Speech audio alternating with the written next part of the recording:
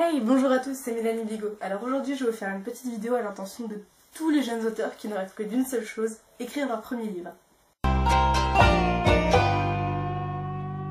Il faut d'abord savoir que pour écrire un livre, un vrai, il faut énormément de courage et beaucoup d'imagination.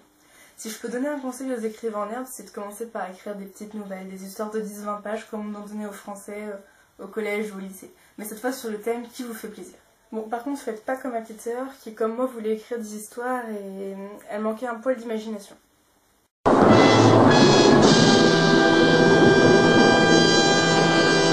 Hélas, on ne connaîtra jamais les palpitantes aventures de Monsieur Chou. Ensuite, pour écrire un livre, il faut être un minimum doué en orthographe et surtout avoir une très bonne syntaxe. Non mais qu'est-ce qu'elle raconte là? Et oui, on peut avoir de magnifiques histoires pour je ne sais quel roman chevaleresque et écrire comme un qui coulait l'attardé. Ça pique les yeux.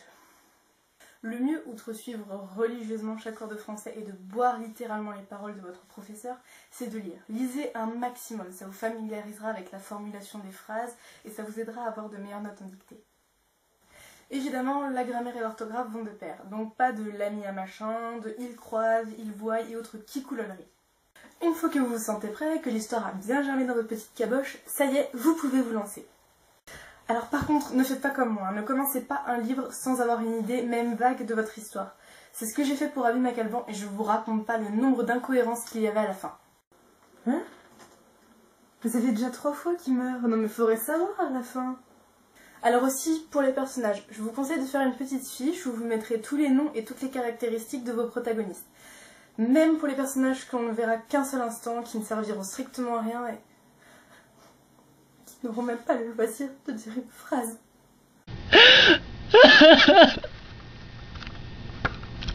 Moi, je me suis décidée à faire ça qu'à partir de mon 2e tome, et je vous raconte pas comment j'ai galéré pour pouvoir retrouver chaque petit figurant de mon tome 1.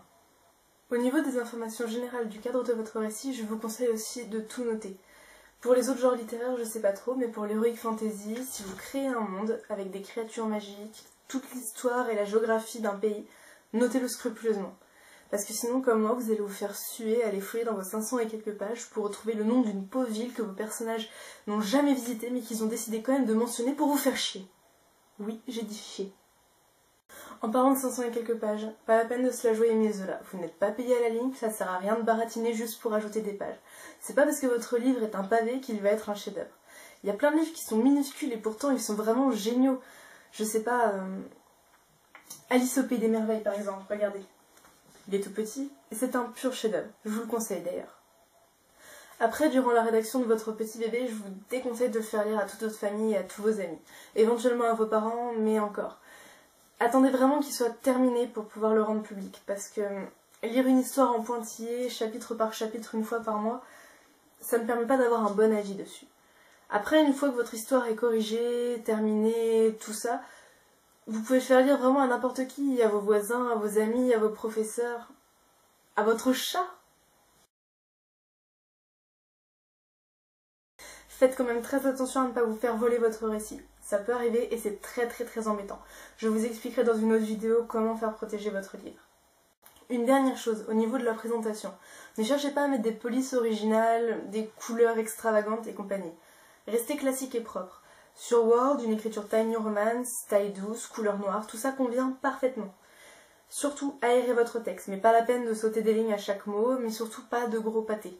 Pour les dialogues, un simple tiret suffit. Pas la peine de mettre une tonne de guillemets et je sais quel symbole. Ça risquerait de salir votre livre. Pour avoir une meilleure idée de la présentation, vous pouvez regarder dans n'importe quel livre. Généralement, ils sont bien présentés. Vous pouvez prendre, je sais pas, par exemple, Percy Jackson.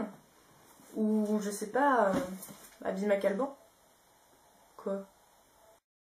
Sur ce, je vous laisse, j'espère que mes conseils vous auront aidé. Si vous avez des questions, n'hésitez pas à aller sur mon site, abbymacalban.blogspot.com, le lien s'affiche en bas de la vidéo. Vous y trouverez mon livre, Abby McAlban, en vente en ligne, ainsi que toutes mes autres vidéos. Enfin, pour le moment, il n'y en a pas, mais il va y en avoir d'autres, c'est promis. Si la vidéo vous a plu, vous pouvez la partager sur Facebook ou mettre un pouce vert, et en attendant, je vous dis à très bientôt. Écrivez bien!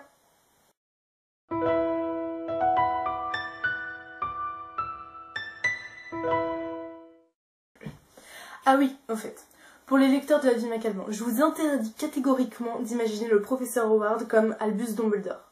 Le professeur Howard ressemble à ça. Merci.